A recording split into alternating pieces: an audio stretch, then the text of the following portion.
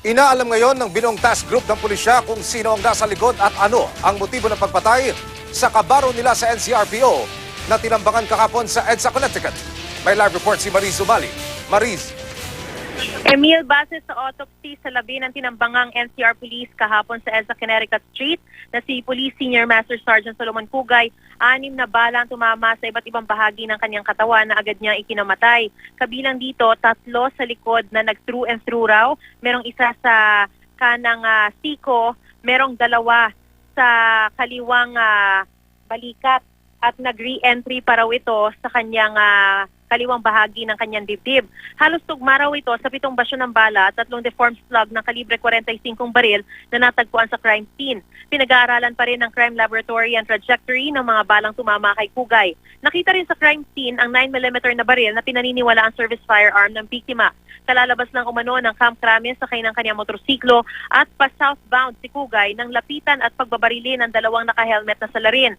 Bagamat hinahanap pa ng binuong Special Investigation Task Group Pugay ang mga suspect sa pananambang, mas lumilinaw na raw ang motibo sa krimen. Ayon kay Police Brigadier General Christopher Tambunga ng EPD Director ay posibleng may kinalaman daw ito sa kanyang dating trabaho. Dati raw kasi itong assigned sa RAID o yung ngayon ay tinatawag ng Regional Drug Enforcement Unit at sa kanyang trabaho ay marami raw silang mga nahuling mga malalaking sindikato ng droga. Kinumpirma naman ni PNP Chief Police General Oscar Albayalde na nasa unang watch list ni Pangulong Duterte si Pugay. Sabi niya, posibleng kinasasangkutan nito ay yung coddling o recycling ng mga droga. Pero sinabi naman din ni Albayalde na hindi siya identified sa mga grupo ng mga ninja cops.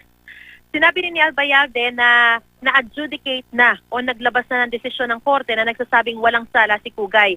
Wala na rin umanong kinasasangkutang iligal na gawain si Pugay sa nakalipas sa 2 taon. Tinitignan din daw ng PNP ang posibilidad na may mga bounty hunter sa kanilang hanay. Ibig sabihin nito, yung mga pulis din mismo ang tumutumba sa kapwa pulis na may patong sa ulo para kumita. At sinabi ni Albayalde na delikado raw ito dahil maaaring ilagay nila sa kamay yung batas. Gayunman sinabi ni Albayalde na wala namang patong sa ulo si Pugay. Tuloy-tuloy din daw ang internal cleansing at nariyan din ang Counterintelligence Task Force para matunton kung may ganito sa kanilang hanay. Emil? Mariz, please, ilang katanungan lamang. Ayon sa pangapaunang report, may hawak na cellphone o may na-recover na cellphone sa tabi ng bangkay ng pulis na tinambangan. Ito ba ay subject na rin ng investigasyon at may nakuha na ba ang mga pulis na nag-iimbestiga rito?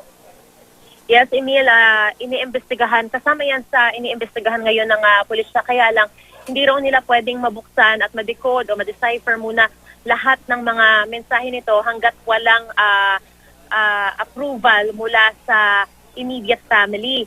Nakausap na raw nila yung asawa, pero nung nakausap nila ay hysterical pa ito, kaya hinihintay pa nilang medyo humupa yung kanyang emosyon at kapag nakapagpaalam na sila, tsaka pa lang daw nila mabubuksan yung telepono para nga makuha o at malaman doon yung lahat ng mga mensahe, kung may mga nakatransaksyon ba ito, kung may mga death threats ba itong natatanggap, at kung ano pang ibang mga mensahe na posibleng maging lead nila sa kanilang isinasagawang investigasyon. Emil? Bilang Pangulo, Mariz, ilan ang suspect at saan direksyon patungo noong tumakas makaraang isagawa ang krimen? Ang sinasabi sa atin, 2 naka-helmet na salarin daw ang suspect dito sa krimen at ang sinasabi rin ay mukhang pa-southbound kasi hindi naman sila pwedeng mag-other way kapag nandun ka na sa may EDSA. Kaya lang, ang problema sa ngayon ay sira raw or under maintenance yung CCTV sa Barangay Wakwak. Kaya wala silang makuhang CCTV na makakatulong din sa kanilang investigasyon. Sa ngayon, mga testimonya ng mga posibleng mga naging saksi ang kanilang pagbabasehan. At bukod dyan ay nakikiusap din sila sa mga iba pang mga motorista o siguro yung mga iba pang mga dumadaan sa lugar na yon. Kung may nakita silang bagay na may kinalaman dito ay agad daw ipagbigay alam agad sa pulisya. Emil? Maraming salamat, Mariz Umali.